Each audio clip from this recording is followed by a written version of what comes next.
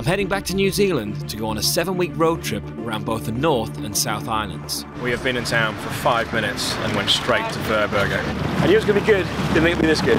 The first half of my trip was spent on the North Island with my Kiwi friend Matt, and now I'm heading to the South Island where I'll be driving around by myself, plus meeting up with a couple of friends along the way. Give me your top 50 facts about the trains. Oh, do you know what? I actually don't know. I've not been in here. I think the first thing to note about Doubtful Sound is how remote it is. Someone's left me a sign to say keep going. Watson, this way.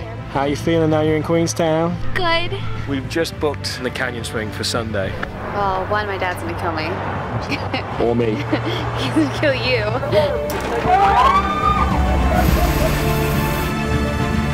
You know, one thing I wanted to get out of this trip was to really get amongst the mountains. You go accelerating down and you go like this close to the rocks and she's looking and going, ah! You ever run off a cliff before? Kind of, yeah, but it was a lot smaller than this.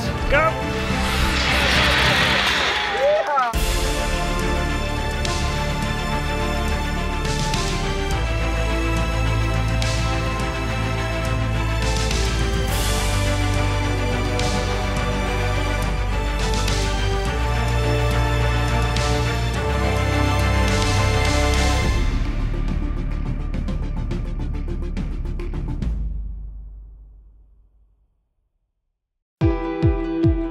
So, this is actually going to be my 3rd time visiting New Zealand after doing a mini working holiday there for a few months in 2006 and then coming back in 2013 as part of my 9-month HK2NY round the world trip. So much fun, so much fun.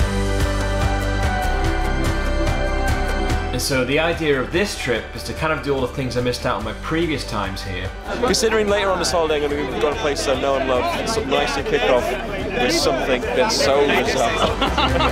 And so to show me around the North Island, I'll be travelling around with my Kiwi friend Matt. One thing that would be good for you to get is actually a sense of the Māori side of New Zealand. It's always a good start to the day when you wake up and do something you've never even done before. That's how you do crayfish. That's how you do crayfish. We've got hard helmets and gas masks in case it erupts. On the way back, we've got dolphins swimming by the boat. Love dolphins. Never been here before. Driven past it hundreds of times. Didn't even know it was here. I loved it. So we just straight down under. We're just trying to get some supplies for Tongariro Crossing tomorrow, and as you know, one does not simply just walk into Mordor.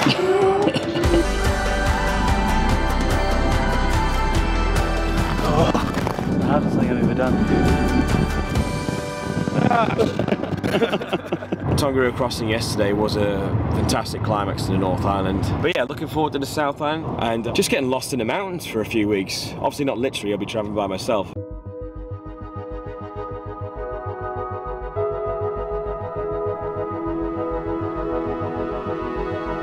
The 9 AM ferry to the South Island was sold out, which meant I had to get up at 4:45 in the morning to leave Wellington. Yeah, it was a bit of a rough start to the day, but the plus side was the sun was rising when we left Wellington. It was just gorgeous and we had such a smooth ride across.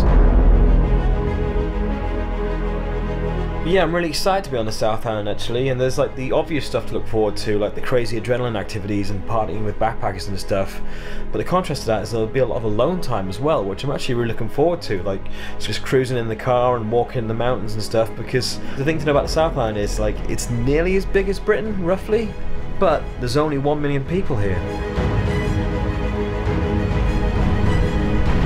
But anyway, I've got off the ferry, I've picked up my rental car, which seems okay. So, only thing to do now is hit the road.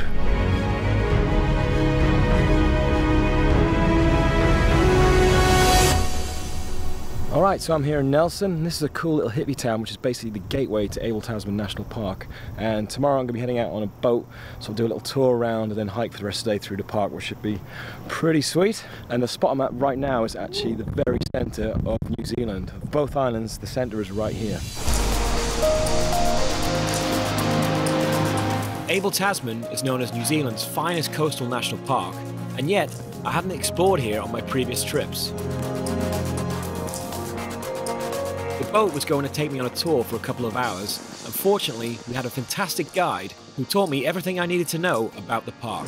If any of you folks have seen all 3 Lord of the Rings movies, You might be interested to know that split apple rock wasn't used in any of them.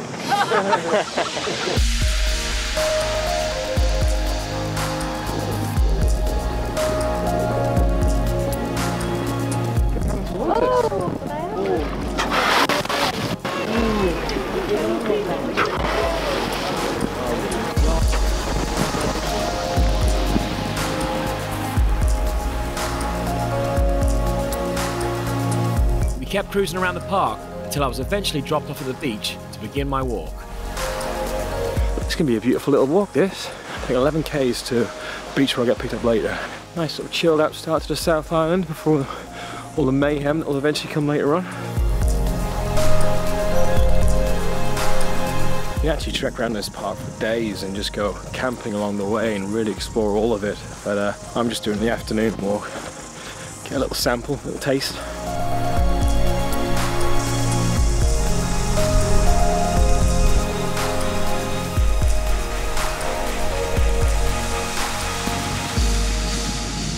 Really glad I made the time to come here. It's just gorgeous. When I think of New Zealand, I don't think of landscapes like this. This is like paradise. You could be in Thailand or something. And even went for a swim at Cleopatra's Pool, just the inland bit.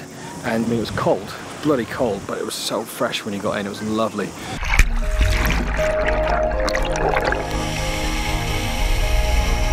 I can't believe how clear the water is here. Our guide was saying that if you go diving here, the visibility is sometimes up to 80 meters. That's 80, which is just phenomenal.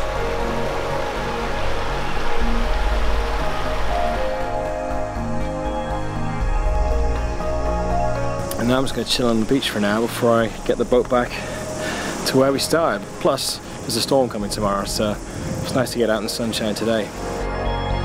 Once the storm kicked in the next day, we resigned to the standard plan B for backpackers, getting drunk at the hostel. Pressure's on.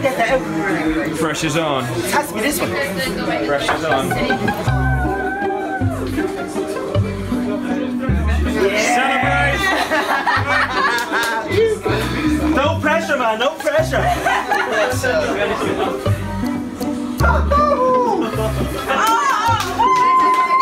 Come on, Miss California.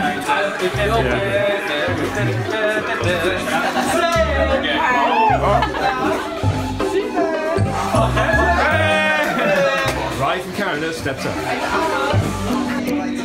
Holy shit! I'm so pumped!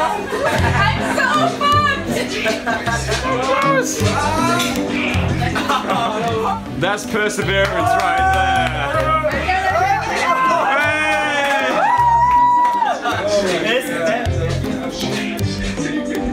She made that look easy. Balanced it out. Nope. I think this might be it, boys. Take your time. It's so easy. Take this one there. In the middle. Just try, go for it, yeah. Nice work. Easy. Easy. Whoa! Whoa! Shit! I began working my way south towards the west coast, and in 2 days' time I'll be arriving in Franz Josef. Fortunately, there's plenty of things to see along the way. So this is the first stop, Lake Rototi, one of the Nelson Lakes, and if you've seen any sort of brochure videos for New Zealand, you'll probably see people running and jumping off this pier into the water, but I'm not going to be doing that today because it's bloody cold outside and it's raining. So yeah, weather's not on our side at the minute, but I'm going to keep driving on to the next lake and then hopefully things will brighten up as the day goes. Just arrived at the next lake and the car park's flooded. We might just pop out from here, get a quick look. The storm from yesterday had not only flooded the lakes, but also caused trees to collapse on the road and the rivers to blow their banks, which meant I had to take a few detours before I could make it out to the coast. Alright, I'm at the Pancake Rocks. Came here both times with the Kiwi experience, and be rude not to stop again because it is a beautiful sight, very unique landscape. I think that drone sign's new. Pancake rocks were formed 30 million years ago from minute fragments of dead marine creatures and plants. Immense water pressure caused them to solidify into hard and soft layers, and then, over a long period of time, they were gradually lifted above the seabed by seismic action and eroded into the shapes that we see today. Traffic jam outside Greymouth. And that's the reason for the traffic jam.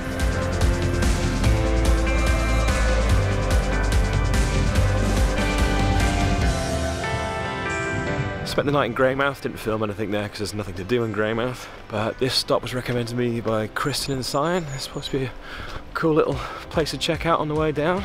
But it's great, I'm driving along and I can see mountains again. It's exciting because I'm getting back to the part of New Zealand that I really love.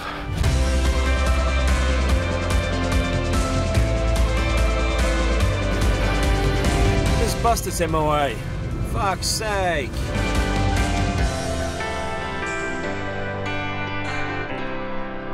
Alright, me and friends Joseph arrived here yesterday and I managed to get on a helicopter flight, like a scenic flight, and last time I was here I did the heli hike onto the glacier and exploring around, and that was one of the best things I did, not just in New Zealand but my whole 9 months around the world trip.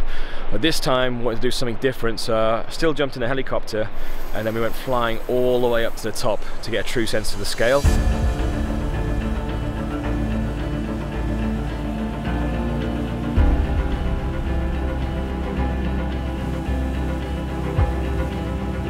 Flying, and then the pilot's like, yeah, down there's where you get dropped off for the heli hike, and we just kept going and going and going.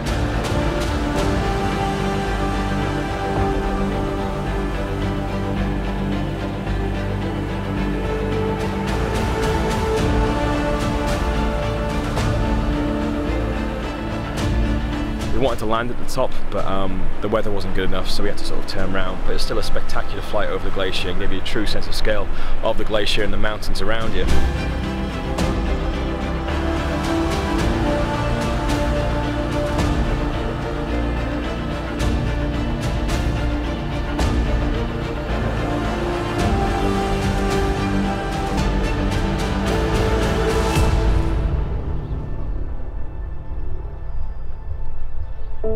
It is 7:15 in the morning and I'm about to do the highest skydive you can do in New Zealand. It goes up to 19,000 feet. It's a clear morning, so we're going to see the mountains. Whether we're going to hit 19,000 feet or not, we don't know yet, but we're going to get as high as we can. Alright, Carl. What up? Welcome to Skydive France. How you doing, man? Pretty good. Yourself? Good. It's early. It's very early, but it's, you know, what a better way to wake up than jumping out of a plane. Definitely. You had your coffee this morning? Diet Coke. I don't drink coffee, so I have a Diet Coke. Alright, I think this one's going to be better than your Diet Coke, I would say. I hope so, yeah. Definitely wake you up. Yeah, you can't buy this in a can, so. Yeah. So, what made you come this way? You come for a jump? And I saw this is the highest one. It's like, gotta do it. Awesome. It's gotta be done. It's gotta be done. And you got anything else you want to say before we hop on the plane? I'll just see you on the other side. I can't wait to see the view. And it's gonna be sick, so I can't wait. Let's go and find out. Cheers. Yeah.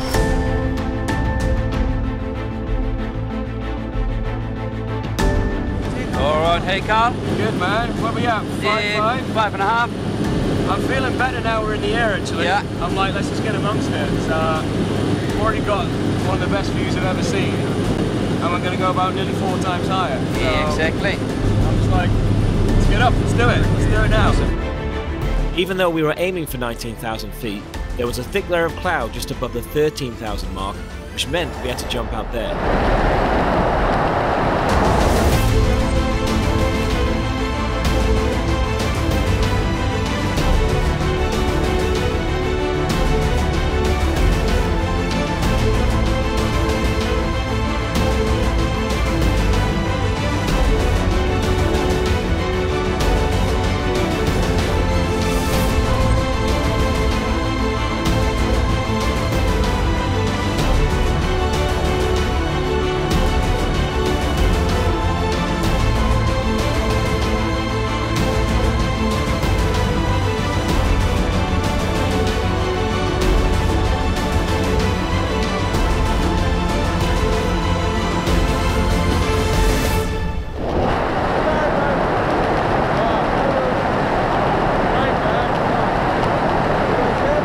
Here we go, Carl. Back on the ground. That was incredible. Oh man, I'm still buzzing. Just the most amazing view ever to do a skydive over, and Jordan gave us a great ride down. Woo. We made it, so it was a great ride down. Awesome. And, yeah, just brilliant. What a way to start the day. It's not even 8 o'clock yet. haven't even had breakfast. I haven't even had breakfast. Awesome. I think it's going to be breakfast, Beer. hot pulls, then more beer. I think. Oh yeah, nice one. Hey, Cheers. thanks for jumping, Skydive friend. Thanks for having me, man. Cheers. Even though obviously it's a shame not to do it from the height you wanted, it's still unbelievable. It was still absolutely brilliant. You know, I'm not complaining one bit. Yeah, I'm still buzzing from it. So all I'm going to do the rest of the day is just go and chill out in the hot pools, which I'm not going to video because you don't need to see me just lying in water. But yeah, definite highlight of the trip so far. It is early morning here at Lake Matheson. Today I'm driving to Wanaka, which is going to be one of the most beautiful drives of the trip, if the weather behaves. I've just driven past the Kiwi bus, so hopefully I've beaten the crowds. I was out with a few of them last night in French Joseph, they're a good bunch. Welcome to New York! Cheers! Yeah, it's going to be a good day. It's a bit hungover, but it's an early start to make the most of this stunning drive. Unfortunately, the weather didn't improve, but it was still fantastic driving along these beautiful roads through cloud-covered mountains, making my way towards Wanaka. And luckily the next morning, the sun finally showed up. So I'm going to be doing Royce Peak Walk today, which I first saw on Instagram, saw a picture of it. I was like, where the hell's that? It's only 5 minutes drive from Wanaka to the base of the track, so I'm going to be doing that today, but because the weather's been bad, every single other backpacker in town is doing the walk today as well. But it's going to be good.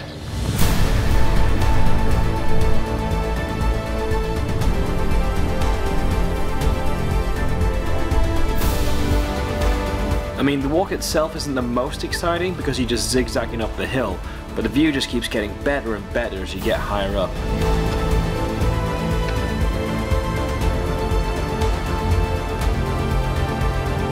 Nearly at the top. The view is just incredible.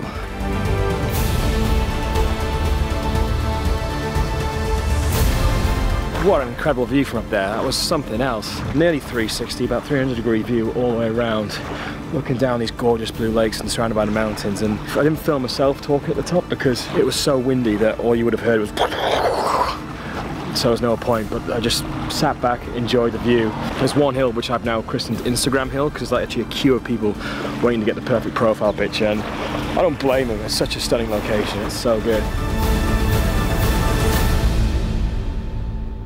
So yeah, it was a great walk, and you know, pretty much the rest of my trip's going to be spent exploring the Southern Alps, so it's like a nice introduction, really. Just about hit the road to Queenstown. Thought I'd do the filming before I drive so I don't crash, but yeah, Wanaka's a beautiful little town, lovely little place. Been a really chilled out few days here.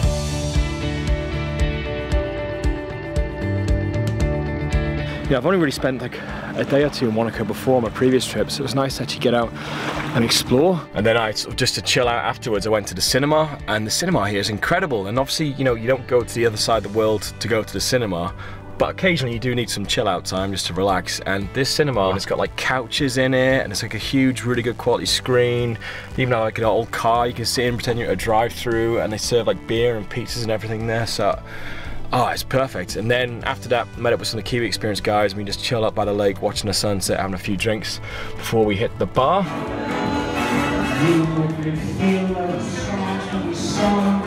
my fucking mirror! Yes!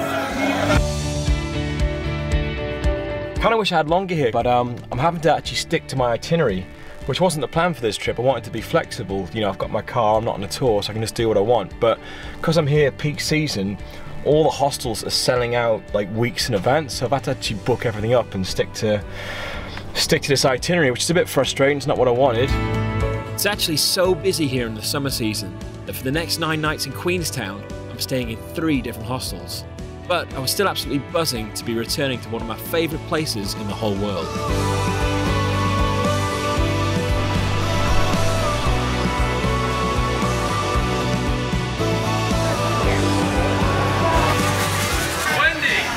We have been in town for 5 minutes, and me and Dean went straight to Furburger. That's how you got to start Queenstown. Winning. 9,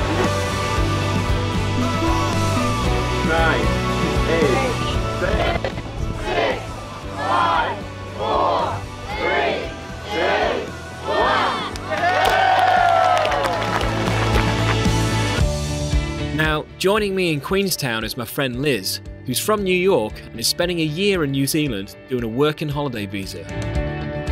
We've been friends for about a year because she got in touch on Instagram after seeing my videos, but we only actually met for the first time a couple of weeks ago when Matt and I had our night out in Auckland. I've never actually met Liz before. Have you not met her? She's from New York. And how long have you been chatting for? You haven't met her? What I'm really hoping is that Carl has been catfished. Much to Matt's disappointment, I wasn't catfished, and Liz is now flying down to Queenstown for a long weekend. How are you feeling now you're in Queenstown? Good. You excited about the activities we booked? Yes. You sure? Yes. We've just booked the jet boat and the canyon swing for Sunday. And you've never done anything like that before, have you? No, I haven't. So we're going to do it tandem and just supposed to scream our asses off. But it'll be fine, it'll be fun. It's going to be good. If we live, it'll be fine. If we live. Yeah, we'll live, it'll be fine.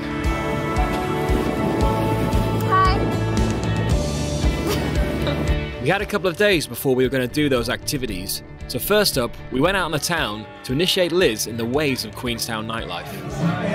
Come on, 3 more. You can do goal push-ups. No! You said it again. That's 30 push-ups. Yeah. 1,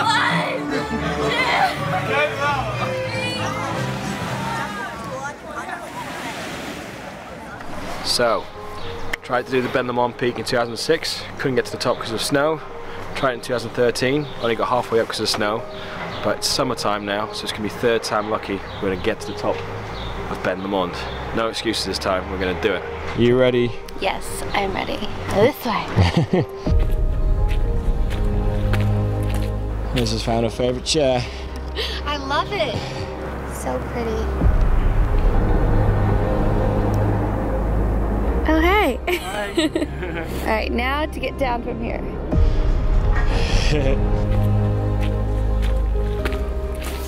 How you feeling? I'm feeling good. I'm feeling very good. Nice workout for the morning. Work off all that pizza and beer last night. Yeah, sweating out all the shit we had last night, which was good. Definitely.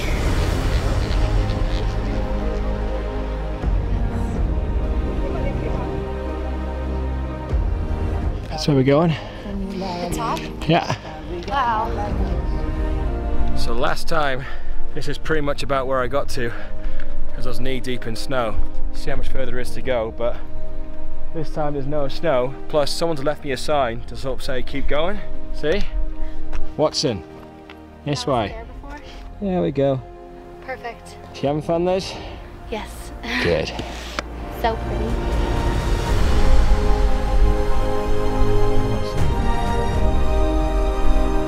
We're gonna make it.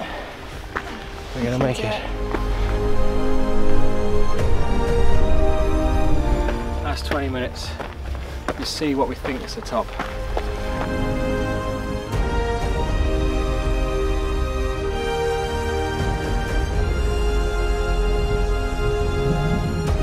How you feel? Finally. I did it. Made it to the top. Pretty exhausted. It was tiring, really tiring, but it was worth it. After all these years of trying to finally get to the top. It's a 360-degree view of perfection.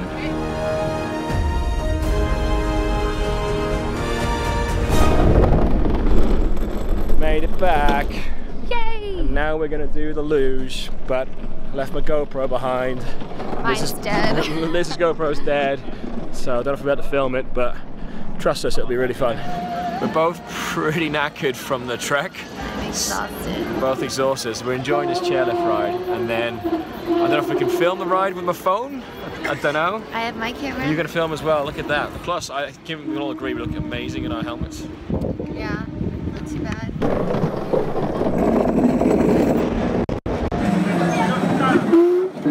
I was so slow.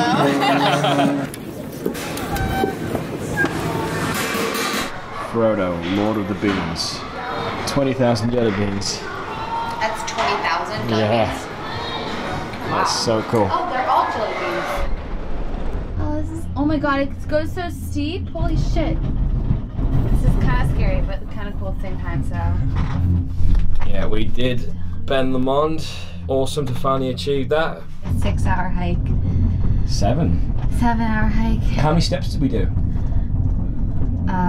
I'm at 30,572. Just reviews from the top ridiculous.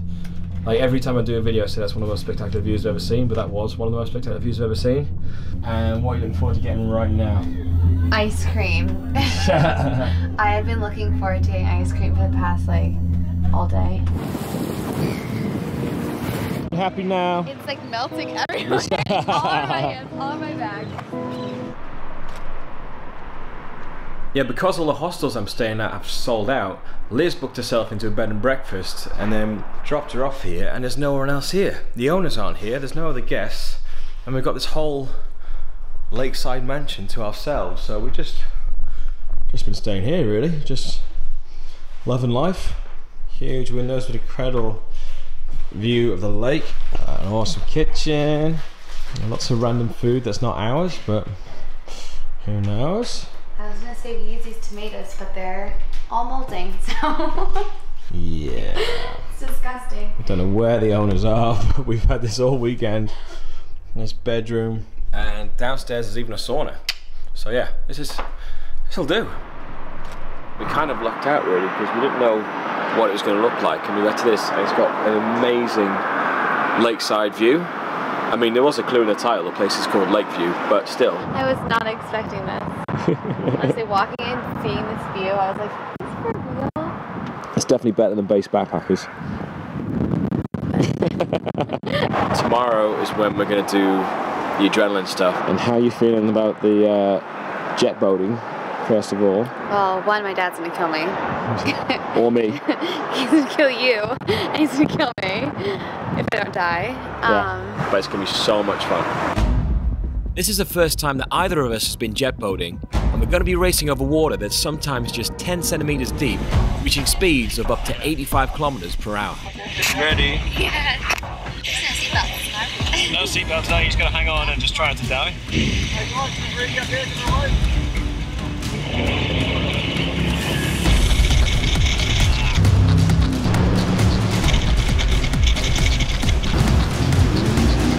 You go accelerating down at incredible speed and you go like this close to the rocks.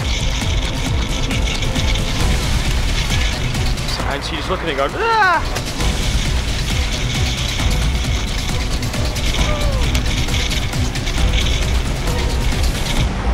Do you enjoy it, Liz? Yes. Did you have your eyes open the whole time? No. And Some of it I did. You did sometimes, but at the end you got into it, which is good.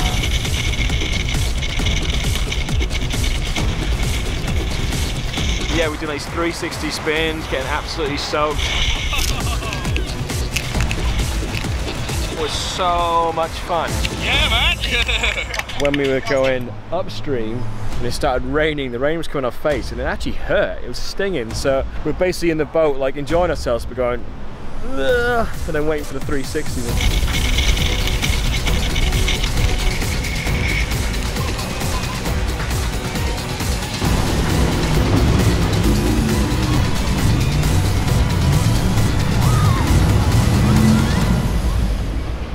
Oh, it was brilliant, brilliant experience. I've never done jet boat before, but I'm glad I did it here because you really get a sense of the speed by whizzing past the rocks. Loved it, absolutely loved it. And now we've got the canyon swing. We are on our way to the canyon swing. How are you feeling, Liz? I'm terrified. Terrified? We're about to do the world's highest cliff jump. Now, cliff jumping before for me hasn't gone too well, but this time it should be alright because I won't be hitting the water, we're going to be attached to a bungee, and Liz and I are going to do it tandem, so we're in it together. Let's see what turning back now. We're here. I'm looking forward to it, but also starting to get a bit nervous and scared because it's just a few minutes away. What's that on your hand? You alright, Liz? Yes. This is happening. Yeah, I think we're a go, and it's like, ah, crap, we gotta do it. But it's gonna be fun. It's gonna be fun. I don't want to look down. Yeah, you definitely want to check it out. Okay. Come on up to the blue gate, kind of square yourself up here. This way. Oh my god. Oh, you ready? I'm having a look up, guys. The camera directly above your head. Out behind you, right out behind you. Nice one. Alright. So I can give you a countdown or we can take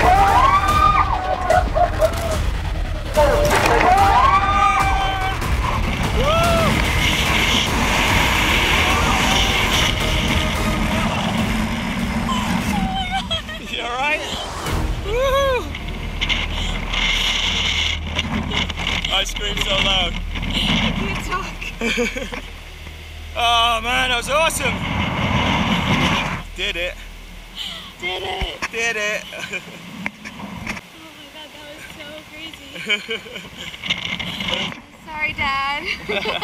I'm sorry, this is Dad. Richard, is it? Yes. Sorry, Richard. Please don't kill me. I'm still alive. Yeah, I looked after her.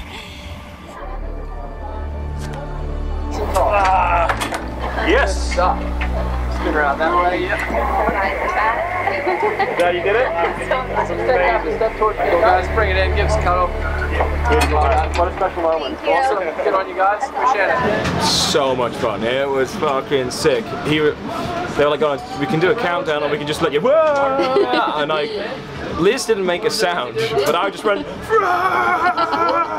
I was speechless. But it was brilliant. I loved it. I loved it. I'm so happy. I'm actually like, can't stop smiling.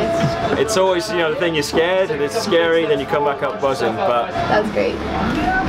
That's really good. Sweet. Yeah. Happy days. I've never felt so alive. So free. So free. If I came to Queenstown and I didn't do something like this, I would have regretted it.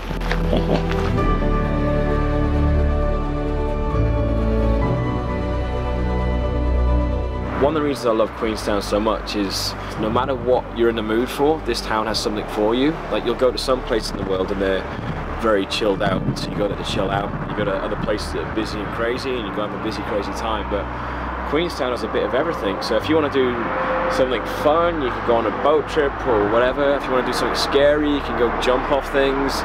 If you want to just chill out, you can go walk around the gardens or, you know, relax by the lake. If you want to go for a hike, you've got all the mountains, you've got the incredible landscapes. There's a good backpacking scene here, lots of fun bars, there's classy restaurants. So whatever you want to do, it has something for you, which I love, because it doesn't, you're not dictated by the place as to what mood you're in, you just decide what mood you're in and do what you want here. Plus, it's absolutely gorgeous. Yeah, it's definitely one of my favourite places in the world.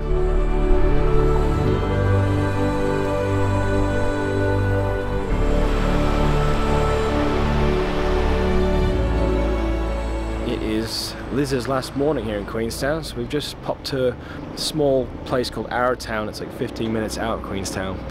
It's a lovely, just sleepy little old mining town.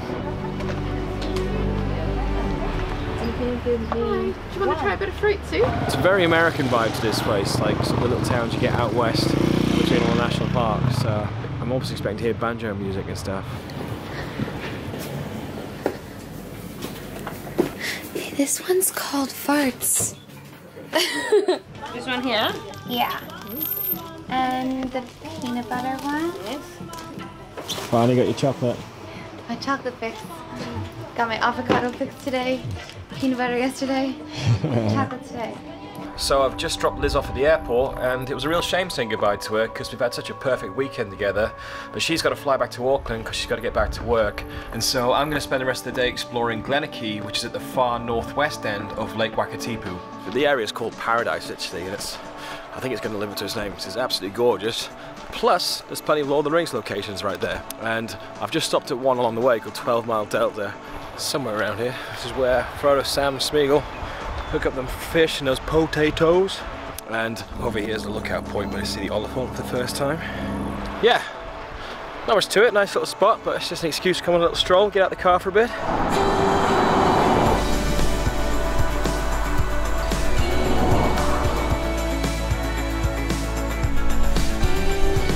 don't think you can get more Kiwi view than that. Field full of loads of sheep in front of beautiful mountains. Check out what we're driving through though. This is unreal, I'm so glad I've done this.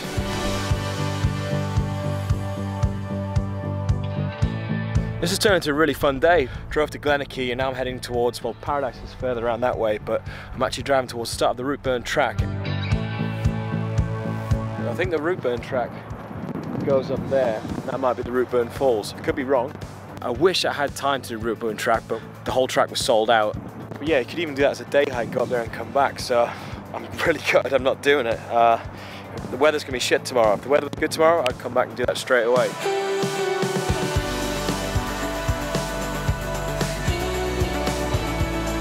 Walking around here would just be unbelievable, but still having loads of fun driving around, exploring the place and stuff. Just along here, I'm going to get a good view of where they set Isengard. They're taking the hobbits to Isengard!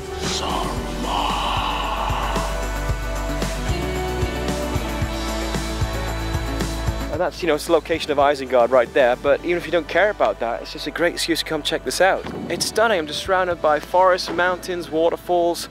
There's no one else here, but it's so beautiful just driving around here. This is so much fun. But yeah, this place is actually called Paradise. You might be able to hear the wind out. The reason I'm filming inside the car is it's so damn windy out there, so you won't hear a word I'm saying. I've driven as far as I can with the car. Got across a couple of little fords, but it got to the point now where it might get too deep, which would be fine if I'm a four-wheel drive, but I'm in a shitty little Nissan rental, so I don't want to risk it when I'm by myself. And just behind me here, for those who are interested, Beorn's house from the Hobbits, just there. If you're not interested, it's just a bloody beautiful place. But yeah, I'm really glad I made the effort to come here. Actually, it's been a fun drive. It's a cool drive, and it's so spectacular. I mean, I can't believe it's my third time to New Zealand and I haven't been here before. So I think fourth time to New Zealand. Whenever I come here, I'm gonna, you know, stay a few days in Glenorchy and explore more of this area. There's lots of day hikes you can do around here, as well as the 3-day Routeburn track.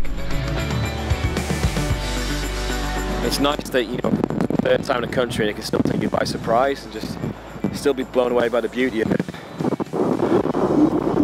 Wow. My last couple of days in Queenstown were hit by bad weather, but I was soon back on the road, heading down to Te Anau to go see Doubtful Sound. And I broke up my journey there by doing another little geek detour. So I'm just about to get to Mavoro Lakes, but I've just hopped out the car here because there's another Lord of the Rings location right by the road here, which is the edge of Fangorn Forest. Fangorn, what madness drove me there?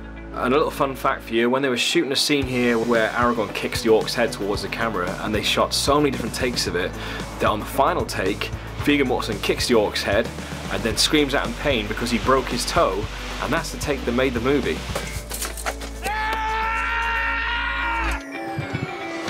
Maybe we should have a quick look inside the Fangorn Forest.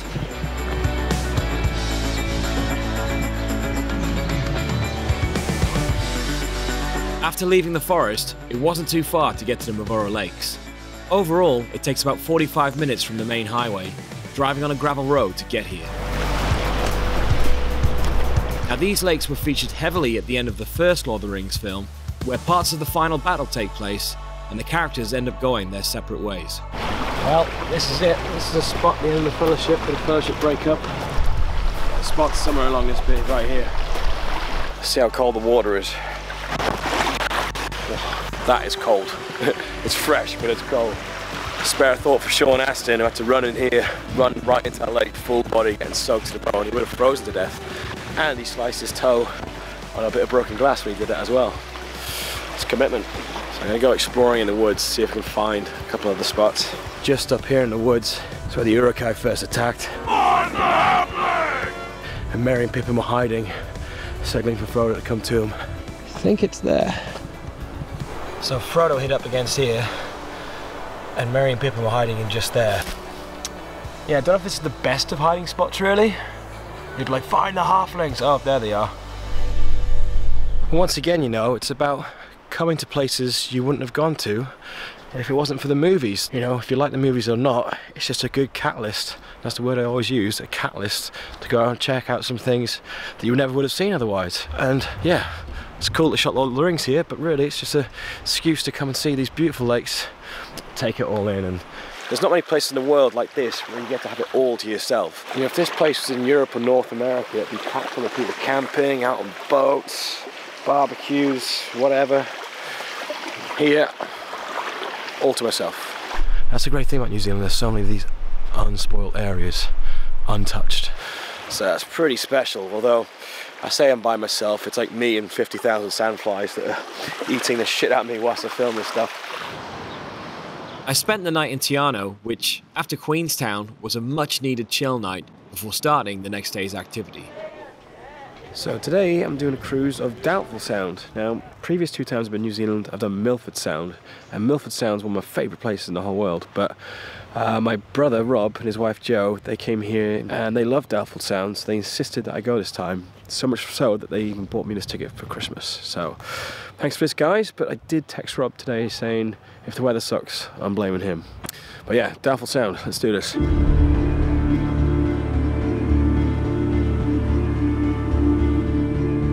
So I think the first thing to know what's different about Doubtful Sound compared to Milford Sound is how remote it is, because Milford Sound is just a road you can drive on to get there, but for Doubtful Sound you have to get a ferry across the lake and then takes you to a bus that drives you over this pass to get down to the sound. So immediately you get the sense that you're in the middle of nowhere and far away from any kind of civilization.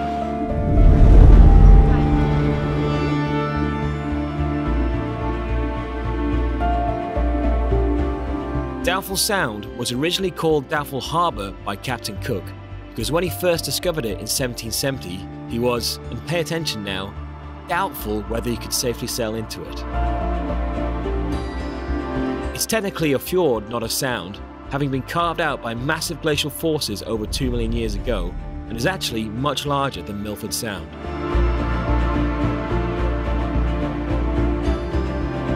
One of the things our guide told us on the cruise was that 2 out of every 3 days in the year at Doubtful Sound it rains. Apparently it rained every day for the last 2 weeks, so the fact that we got, you know, a dry day, we were very lucky.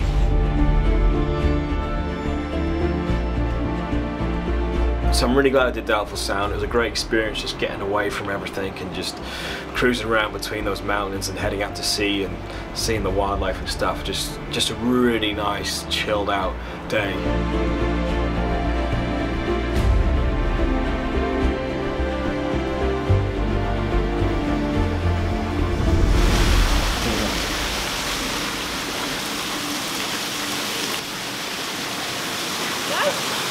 Fresh out the water. It's nice. It's water. And now I'm heading back to Queenstown for one night before I make my way to Dunedin, and I was just going to be staying the night and then heading off, but then the other day I did the canyon swing and the guys that run it, they got in touch and said, "Oh mate, you've got to come back and try out our new thing, this canyon fox swing." I was like, yeah right, that sounds great, but I'm not quite sure what it is. Just up behind those trees over there.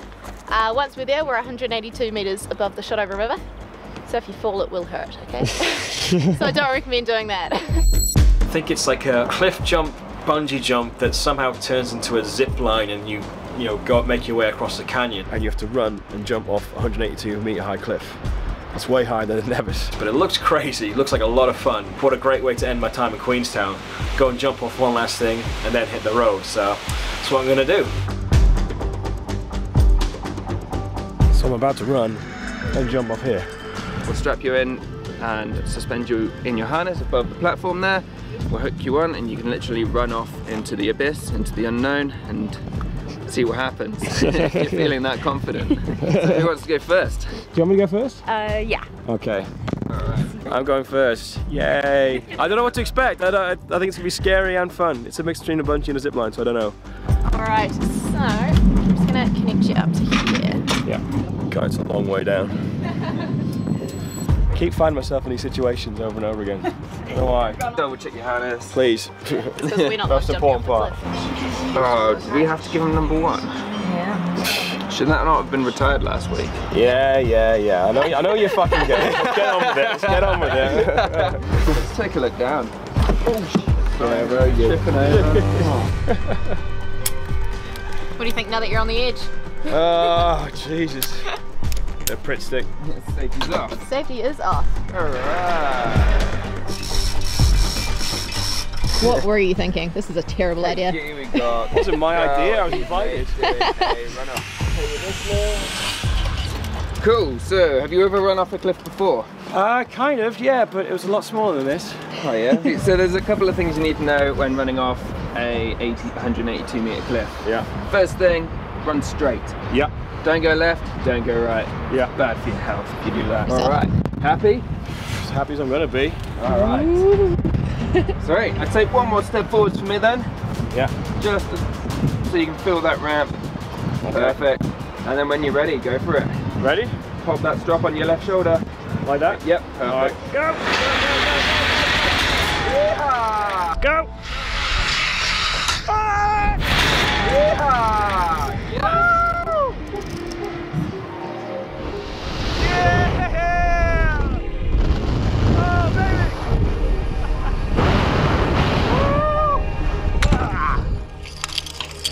Shit. Fucking hell. That was fucking awesome. That was crazy. That was crazy. Run and then what the fuck? But then before you know it, you're ziplining and it's fine. Whew. You just have to go for it. You run and jump off a 182-meter cliff. You look at the video, it doesn't look like you fall that far. It's like a 5-meter free fall and then another 5 meters where the bungee kicks in and then you zip across. But that first second when you just jump off that massive cliff, you're just like, ah! And then it all kicks in and it's all fine. But yeah, you see, that's where we did the canyon snake run, and that's what I just jumped off. And then afterwards, you just got the zip line back here, and that's just pure clean fun. Love a good zip line. Come on, race is on.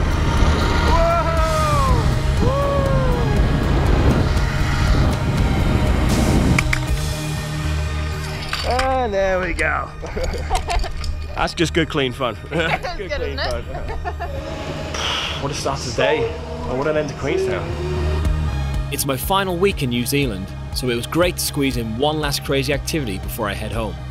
And once again, this all happened before breakfast, so I grabbed some food in town and then began making my way to Dunedin.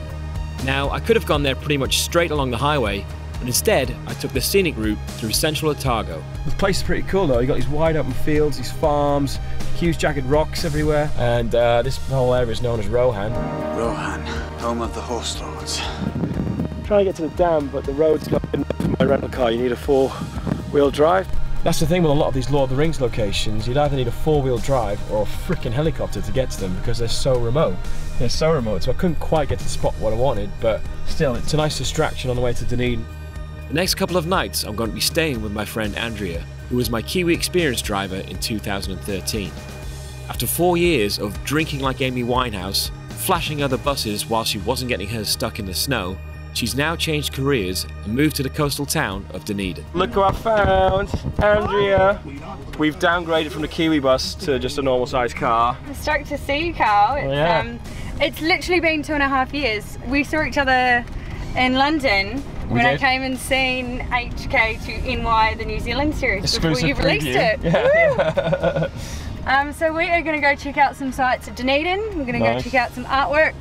We're going to check out the beach and a couple of high viewing points. So sweet. Should be fun. And you're going to try not to get the vehicle stuck this time. Yeah. Well, there's no snow, which is good.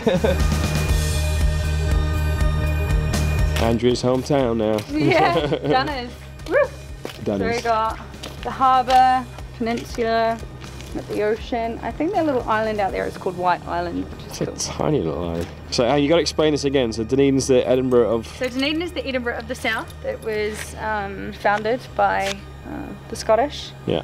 And our main streets are George and Princes, and it's got knocked again. Yeah. This here is actually a stone from Edinburgh Castle stands. Huh. World's steepest street. Let's go. Alright. Well, that is steep. Alright. Test this on for Andrea. Blood pressure. That is steep actually. I don't know how this will come out on video, but that is bloody steep. Oh, look at the houses. Yeah. Right, this is where it starts to get steep. How's your car? What condition's your car in? Made it. Right, we're going to get down. Okay, that's flat. So that's how steep we're going down. Alright, it's the first stop on our Dunedin day tour. Where are you taking me, Andrea? I'm taking you to the Dunedin Farmers Market, which is just up here. And it's just a place where you get food, vegetables and fruits. Nice. So I'm just kind of stocking up for the week and dragging Carl along with me. So. What's that on your bag there? Oh, Kiwi Experience. Still representing. Still representing my reusable bag.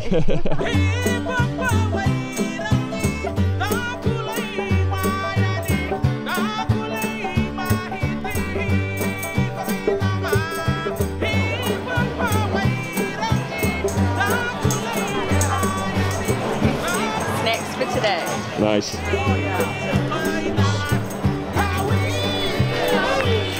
That's fresh. Probably an English thing though.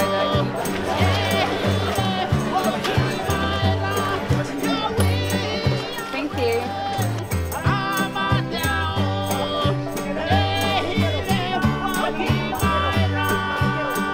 Can I please get a filled donut and the ultimate chopped brownie? Very easy. Let's see what you got. So I got this goodness. This is a good start, healthy start to the day. My nutritious start to the day. Chocolate chip cookie dough sandwich. How is it? Good? Okay. What have you got for me now? I got this cafe here was one of my treats that I used to go to when I was a student here in Dunedin, and this would be my once a week treat, so we're going to go in and check it out. Nice. Look at that. Exciting, thank you. It's alright. Best smoothie in New Zealand. Check, that is good. Yes! I told you. So this is the train station of Dunedin. It is, yeah. Give me your top 50 facts about the train station. Oh, do you know what? I actually don't know any. I've not been in here. So we're in this together. If you're watching this and going, how come you went to Dunedin and go to the chocolate factory? It's a chocolate factory. They have them everywhere. And to be fair, the English make better chocolate anyway. Yeah, way better. Don't like admitting that, but you're not that good at rugby, so I'll admit that you're better at making chocolate. Ooh, bats. Daggers.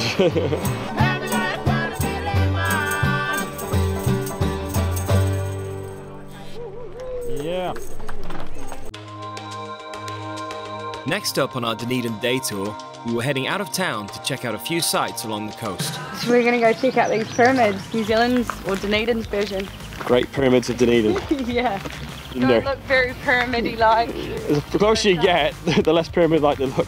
Yeah. Just walked up one of the little pyramids, which after having a chocolate chip cookie dough sandwich and smoothie for breakfast was hard work. Yeah. Beating up. Tunnel Beach. Is it Tunnel Beach? Tunnel Beach. You can see the small little tunnel Yeah. we're looking at down there. It's cool. We're just going to go check it out.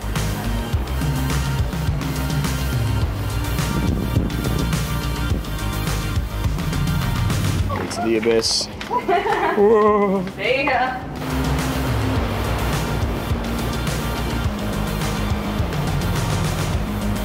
Saw a little seal up in the snooze. Yeah. New Zealand fur seal. Yeah. Just having a nap. Probably what we should be doing after lunch. Good. This is amazing. Yeah. Pretty impressive. Definitely the most impressive thing of the day so far. I only had a short time in Dunedin, but we still managed to cram loads in.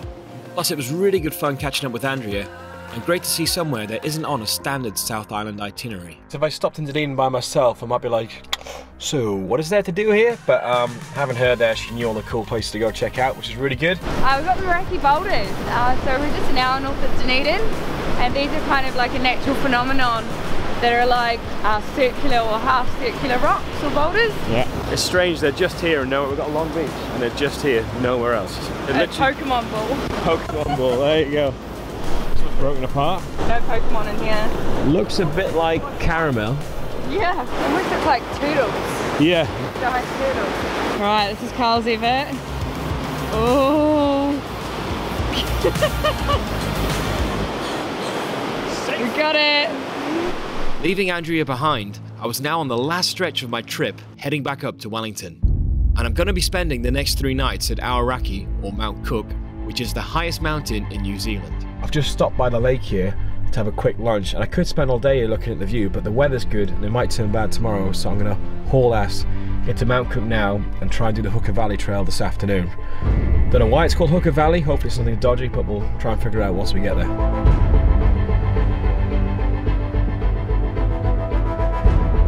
I've parked up. Let's do the Hooker Valley Trail before these clouds come in. This is a different scale here though. It's like something else.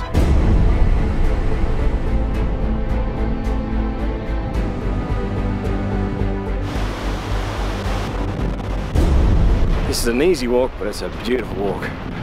Glaciers right in front of you. This might just be the best walk I do on this trip.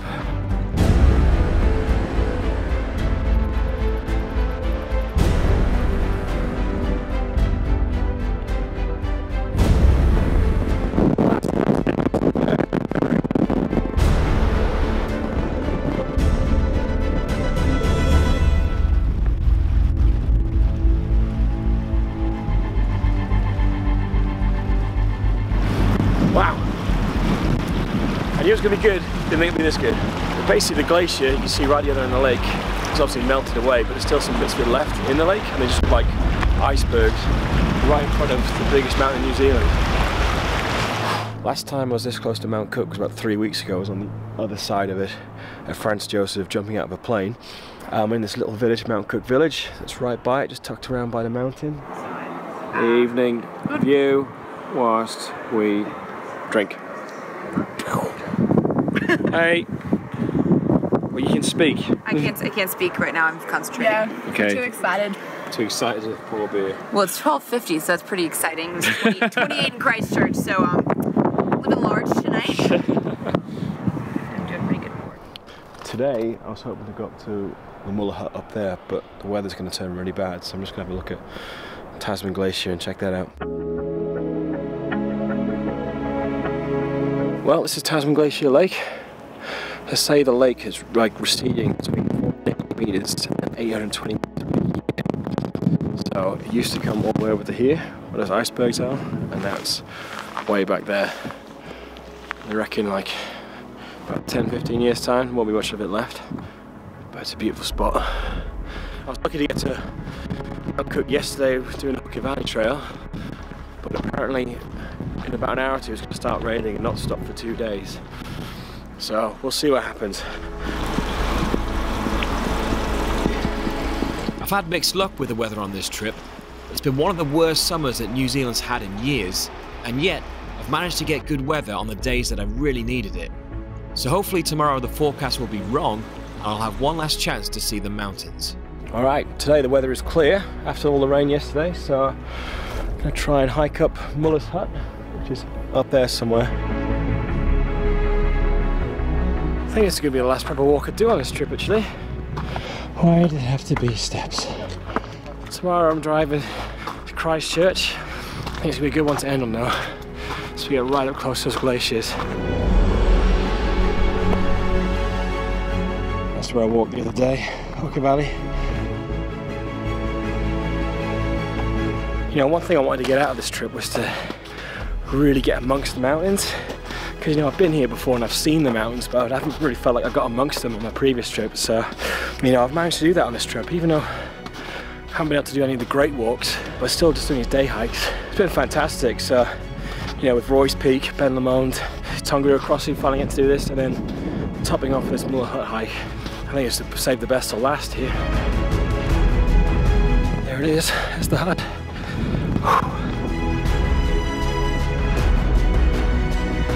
It kind of reminds me of the Gornergrat in Switzerland, which by the way you should hike up, don't be lazy, get the train. But when you get to the top of the Gornergrat, you're sort of right up next to a wall of glaciers. And it's the same thing here.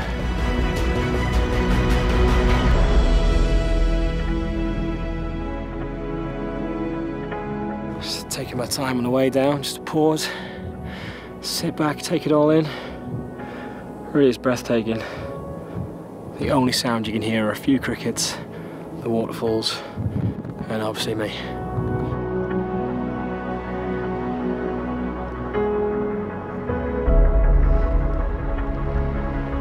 Just gonna walk down now. I can see my car at the bottom.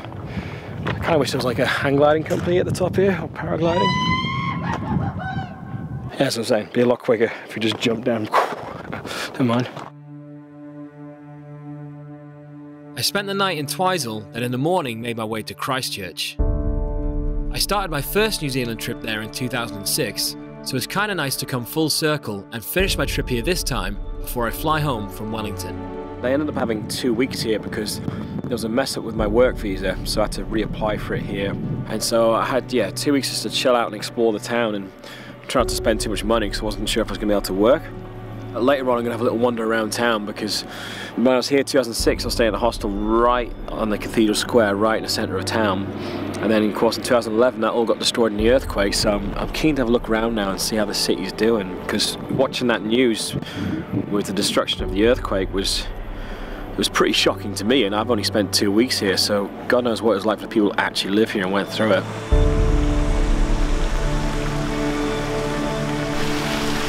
Christchurch does feel like an English city. I remember when I first arrived here in 2006, it's like, oh, I'm back home. It's a very English vibe to it, with the architecture and the gardens and stuff. Interesting seeing a cathedral like that still. They've actually got a new cathedral made out of cardboard, which I didn't get around to seeing, but kind of shows these sort of innovative ideas they're having about rebuilding the place. The restart on Mall's great, I really like that. Kind of reminds me of Shoreditch, just less pretentious, you know? But it's interesting. It's like, obviously loads of construction still going on, lots being torn down, rebuilt. But there's a better vibe about the place. I mean, when I was here very briefly in 2013, it felt a bit down and depressing and eerie, because all the stuff I recognised from 2006 was gone. But now, you know, it's on the mend, it's looking good. So, yeah, I've enjoyed my time walking around, seeing how the city's doing.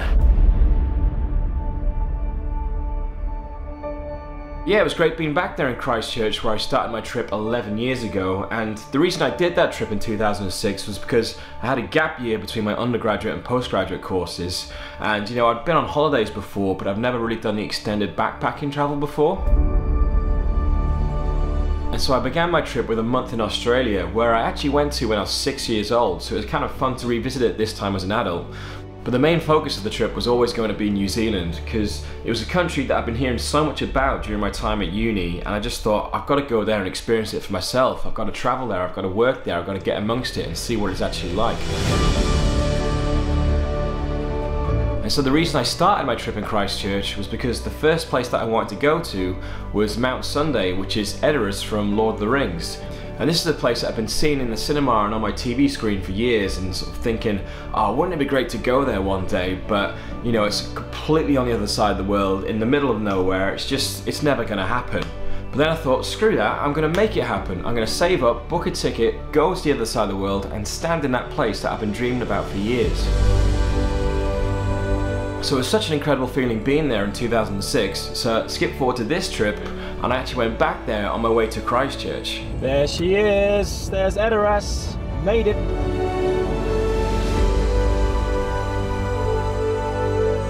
Christ, it's certainly built up over the years. When I came here in 2006, pretty much the only way to get here was on a 4-wheel drive tour.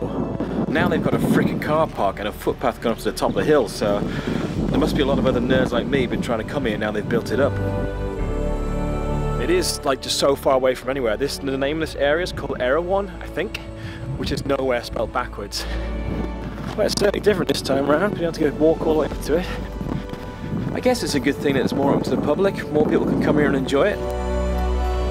It's funny, despite everything I've said, I've just got to the top and every tour group's left, which means I've got Edoras all to myself.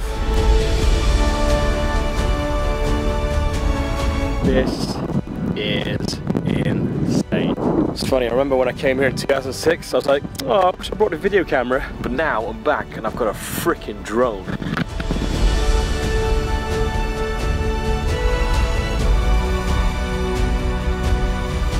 It's such an awesome location, it's just breathtaking.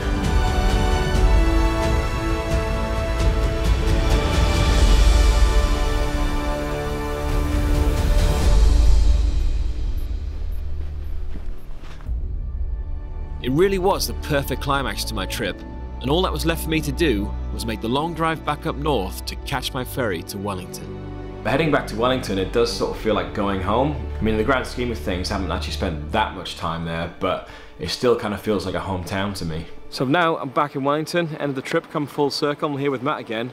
Matt's been a bit busy whilst I've been on the South Island. What have you done, Matt, since I've been away? I bought something. Yeah? Yeah, bought a house.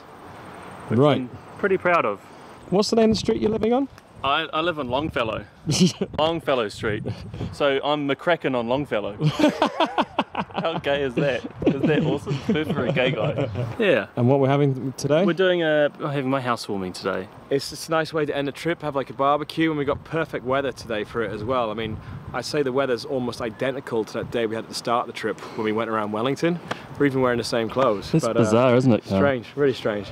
But yeah, we've got a little sign to put up for the party. New Zealand as fuck. Yeah. No well wishes. No thank you. To tell you the truth, Bill's got a bit odd lately. He's a bit queer. At the end of the trip, I was just feeling really content. Like I got everything out of this trip I wanted to do, saw all the things I wanted to see, experienced all the things I wanted to do. But also when you're on a trip like this, it gives you a chance to reflect, because the 3 times I've been in New Zealand have been 3 distinct periods in my life. Because when I was there in 2006, I was just about to start my editing course and sort of go down that career path. 2013, you know, after a bumpy ride, my career was doing pretty good. But I was just doing corporate videos, and the travel video thing was just like a fun little side hobby. And now in 2017, most of the people I met on this trip was off the back of the videos, whether it be people getting in touch via social media saying, I'm in the same town as you, do you fancy a beer? Or whether it was just people recognizing us in hostels or bars. And it even happened when we were like climbing up Mount Doom and someone was like, are you Carl from YouTube? And this girl, Jemima, said, oh yeah, I'm a big fan of his. And I was like, oh yeah, before all that shit went down, we did some road trips. And she goes, oh, I know those road trips, you're Matt.